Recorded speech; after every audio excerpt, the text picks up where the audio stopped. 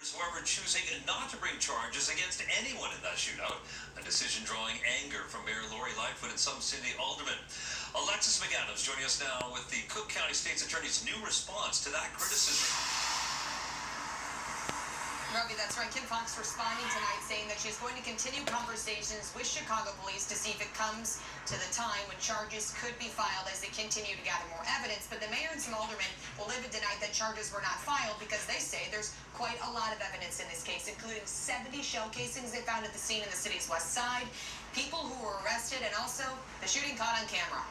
This new video shows a gang-related shootout in the middle of the street on the city's west side. City pod cameras rolling Friday morning as Chicago police say two people pulled up and opened fire at an Austin home.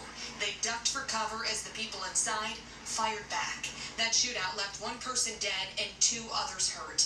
3 people were arrested, but no one was charged. If they do not feel like the criminal justice system is going to hold them accountable, we're going to see a level of brazenness that will send the city into chaos. And we cannot let that happen. We simply cannot let that happen. Cook County State's Attorney Kim Foxx responding to the outrage over the lack of charges. Her office saying in part, they, quote, reviewed the evidence that was presented and that detectives agreed we were unable to approve charges based on the evidence presented. Adding, however, as always, as additional evidence is gathered, we stand ready to bring charges when appropriate.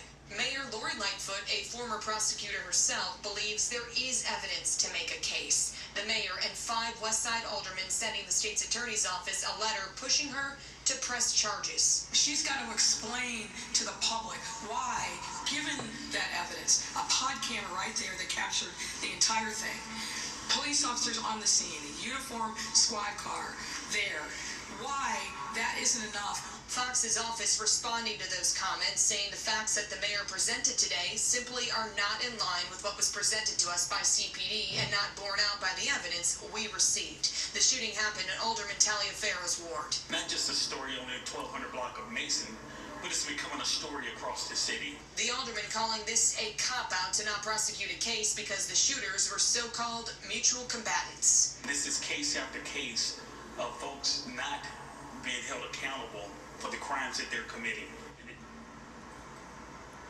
Now that video of the shooting, which you saw there, will be a key piece of evidence as both Chicago police, the mayor, and also the Cook County State's Attorney's Office go back through this investigation to see if charges could be filed in the coming days. Reporting live at City Hall, I'm Alexis McAdams, ABC 7 Eyewitness News. Back to you. Alexis, thank you for that tonight. A Chicago police officer is